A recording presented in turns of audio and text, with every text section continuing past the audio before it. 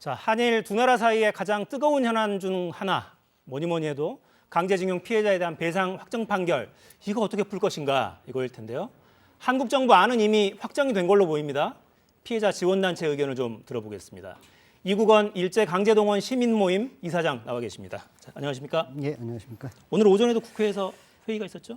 예, 그렇습니다. 네, 어떤 논의 있습니까, 거기서는? 우선 좀 정부가 너무 급하게 지금 뭔가 몰아붙이고 있는 것 같아요. 그런데 이제 강제징용 문제도 그러고 지금 일본이 그야말로 군사 대국화로 갈 수 있는 아주 그 탄탄 기로에 지금 서 있지 않습니까? 미국, 일본 사이에는 별로 이견이 없어 보입니다. 예. 그래서 지금 안보 문제, 그다음에 역사 문제, 이게 하루아침에 지금 뭔가 그 뒤바뀌고 있는 것에 대해서 긴급 그 현안 토론회가 있었습니다. 네. 자, 일단 할머님들 좀 이렇게 같이 돌보고 같이 활동을 하고 계시니까 양금덕 할머니 비롯해서 피해자분들은 무슨 말씀하십니까, 요즘에? 피해 할머니들은 뭐 단순 명쾌합니다. 뭐 그동안에도 말씀을 해왔습니다만은 양금덕 할머니 같은 경우에는 만약 내가 다른 사람이 주는 돈을 받으면 일본이 나를 얼마나 우습게 보겠느냐. 네. 나는 당연히 미쯔비시로부터 사죄받고 배상받고 싶다. 돈이 목적이었다고 한다면 난 이 일 진즉 포기했다. 이런 얘기이고 김성주 할머니 역시 아니 내가 미쯔비시에 가서 고생하고 저 모진 그 일들을 겪었는데 아니 왜 다른 사람이 그 돈을 대신 준다고 하는 것이냐라고 하면서 이해할 수 없다라고 하는 반응이십니다. 네. 정부 방침은 분명해 보이는데 제3자가 일단 재단에서 돈을 일단 지급하는 방향으로 하겠다. 절대 받아들일 수가 없는 겁니까, 그거는? 어떤 전제가 있더라도? 우선 좀 그 합리적으로 이해가 되어야 되는데 그게 이해가 좀 불가능하다는 얘기죠. 피해자들은 오랫동안 고생 끝에 정당한 배상금을 받으려고 하는 것이고 네. 우리 대법원으로부터 그 권리를 확보받았지 않습니까? 그런데 지금 정당한 배상금을 놔두고 왜 지금 M1 애꿎은 한국 기업이 내는 기부금을 받아야 되느냐라는 얘기죠. 그러면 이것은 이제 피해자들을 그 매우 좀 그 자존심에 허락지 않은 일이고 그 다음에 피해자들 이제 뭐 같은 얘기입니다만 가해자로부터 사죄받고 배상받고 싶은 것이지 네. 무슨 지금 돈을 구걸하는 사람들이 아니지 않습니까? 돈을 받자고 해온 게 아니지 않느냐. 진정한 사과, 인정 이게 중심인데 왜 그 이야기를 하지 않냐. 계속 그 말씀을 해오시는 것 같고. 자, 근데 내일 기자회견 준비하고 있다고 제가 들었는데요. 이건 어떤 내용인가요? 지난 11월 달에 양금덕 할머니가 국가인권위원회 추천을 통해서 이제 대한민국 인권상과 그다음에 국민훈장 모란장을 받을 상황이었었는데 네. 갑자기 외교부가 합의를 해야 된다라고 해가지고 지금 훈장과 인권상이 날아가 버리는 초유 사건이 있었어요. 부처 간 협의가 필요하다 뭐 이런 명분이었죠. 예, 그렇습니다. 그래서 이제 이것을 이 주관하는 부처가 행정안전부인데 이상민 장관에 대한 고발건 기자회견이 예정되어 있습니다. 어떤 내용으로 고발을 하신 겁니까? 그러니까 지금 외교부 의견이라고 하는 것은 하나의 구실이고 만약에 그 어떤 의견이라고 하는 것이 합리적 이유나 절차를 거치지 않았다라고 한다면 이 절차상의 흠결이 있지 않는 한 당연히 그 안건으로 상정되도록 해서 했어야 될 직무를 사실은 포기를 하거나 해태했다는 얘기죠. 네. 예, 그와 관련한 고발건입니다. 뭐 직무태만 뭐 이런 거를 거는 겁니까? 예, 그렇습니다. 네, 알겠습니다. 자, 내일 일단 기자회견을 또 준비하고 계시고. 자, 지난주에 토론회가 있었죠? 민관합동 토론회가 있었는데 이 자리에서 나온 이야기도 듣고 이어가겠습니다. 2018년 대법원 판결 이후 4년 이상 진척이 없는 상황에서 일단 법적인 관점에서 현실적인 방안을 찾자는 취지였습니다. 민관협의회에서 그 법리로서 소위 제3자 변제 그리고 중첩적 채무 인수 방안 등이 논의되었습니다. 검토를 거듭할수록 핵심은 어떤 법리를 택하냐 보다 피해자들이 제3자를 통해서도 우선 판결금을 받으실 수 있다. 받으셔도 된다는 점에 있다고 생각하게 되었고 최선의 방안은 일본 정부가 법적 책임을 인정하고 일본 기업이 배상하는 방안입니다. 그러나 그것이 힘들다는 것은 일본을 상대로 오랜 시간 싸워온 피해자분들께서 더 잘 알고 계셨습니다. 다음은 일본의 기업이 참여하고 사과하는 방안입니다. 이 또한 현재까지는 어려워 보입니다.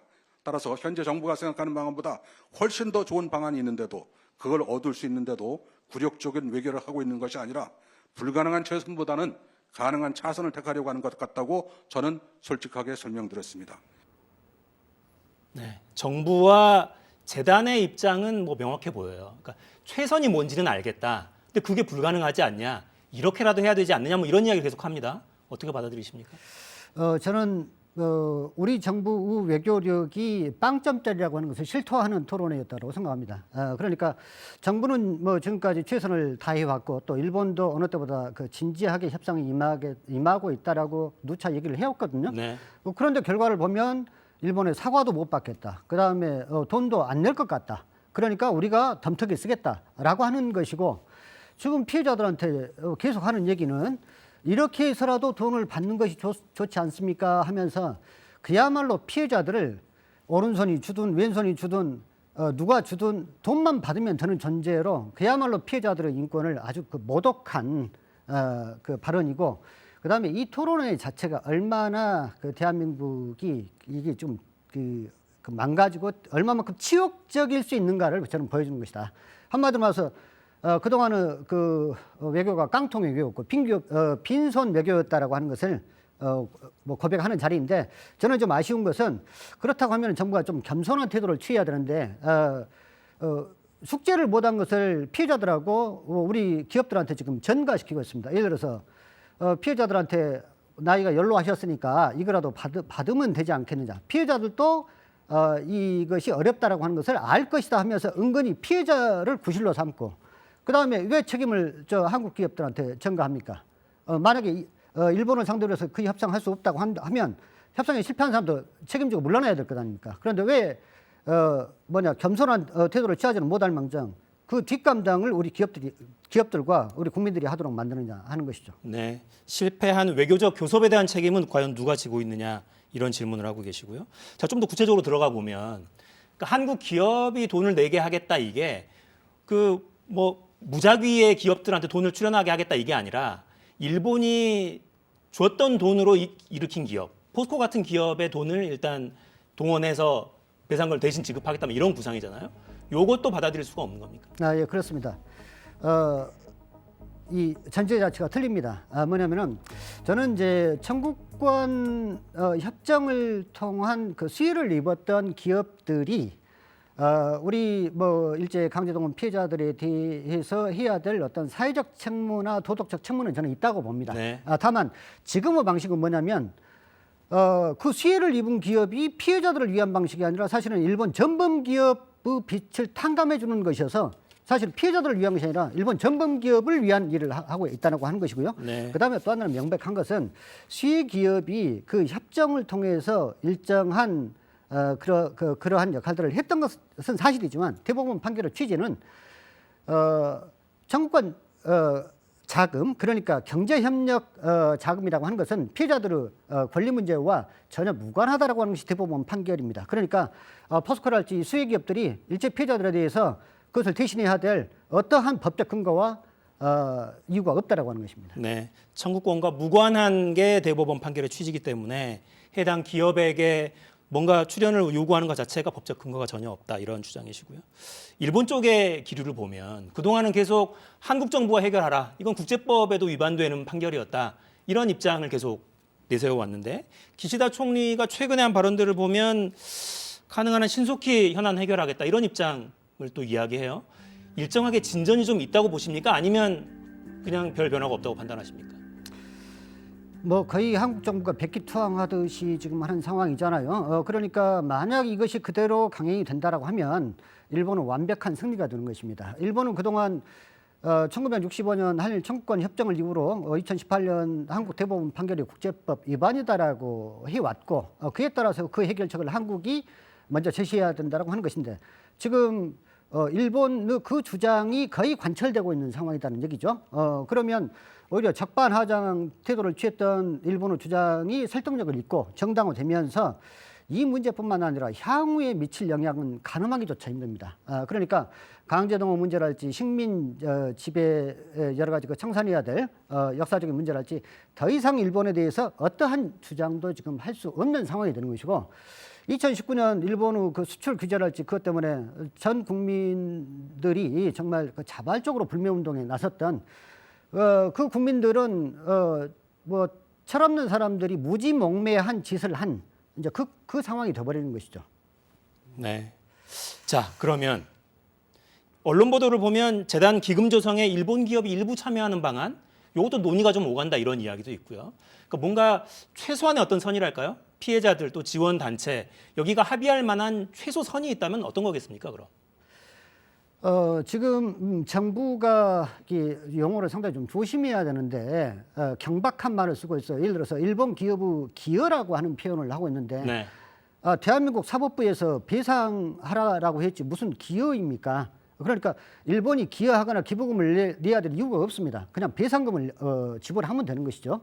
그리고 지금 일본에서 지금 뭐 정부 얘기는 먼저 한국이 선 조치를 하면 일본의 어떠한 성의 있는 조치나 호응이 있을지 모른다라고 하는 것인데 지금 뭐 혹시 들려오는 얘기는 한국에 진출해 있는 예를 들어서 여러 가지 뭐 유니클로랄지 그러니까 피고 기업과 무관한 기업들이 일종의 좀 선심을 쓰듯이 기부금을 낼 수 있는 것 아니냐라고 하는 뭐 추측들이 좀 있는 것 같습니다. 전범 기업이 아니라 국내 진출해 있는 예. 기업들이요. 예.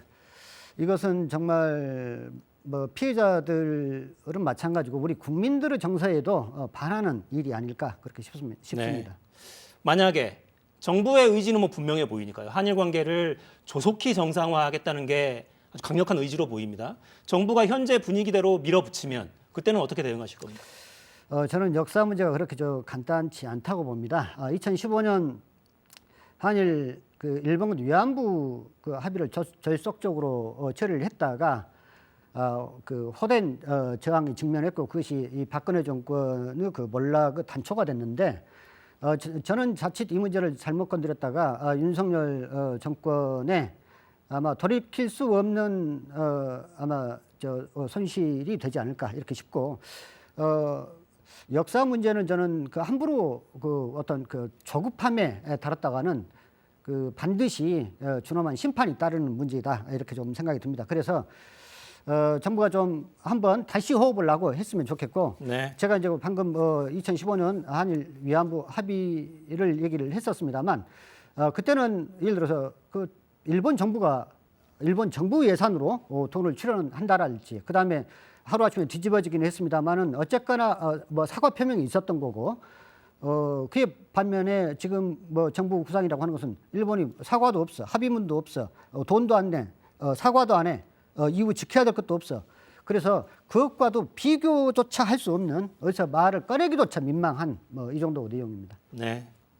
자, 쉽지 않아 보이네요. 정부는 계속 발걸음이 빨라지는데 피해자들은 절대 인정해 줄 수 없다. 이런 분위기가 분명해 보입니다. 자, 이국원 이사장 말씀은 여기까지 듣겠습니다. 감사합니다. 네, 감사합니다.